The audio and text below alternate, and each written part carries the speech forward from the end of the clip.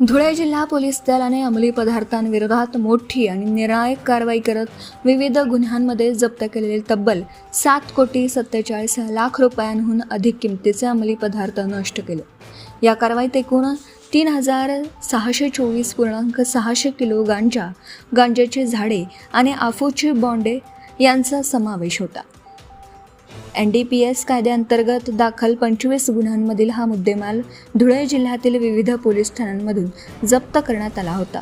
सर्वोच्च न्यायालय तसेच केंद्र व राज्य शासनाच्या मार्गदर्शक सूचनांनुसार ही कारवाई पार पडली। शिरपूर तालुका पोलीस ठाण्याच्या मागील मोकळ्या जागेत खड्डा करून त्यामध्ये अंमली पदार्थ टाकण्यात आले। त्यावर शेणखत, युरिया, सिंगल सुपर फॉस्फेट व ट्रायकोडर्मा मिसळून कंपोस्ट पद्धतीने नाश करण्यात आला।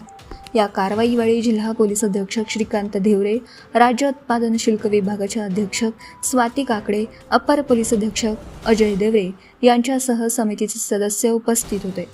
संपूर्ण प्रक्रियेत मुद्देमालाची मोजणी व कागदपत्रांची पडताळणी करून कायदेशीर प्रक्रिया पूर्ण करण्यात आली। नष्ट करण्यात आलेल्या अंमली पदार्थांमध्ये 2,109.710 किलो सुका गांजा, 1,344.930 किलो गांजाची झाडं आणि 119.960 किलो अफूची बॉन्डे यांचा समावेश होता।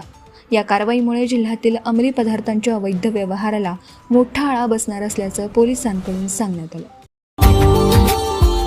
Subscribe now and press the bell icon. Never miss an update.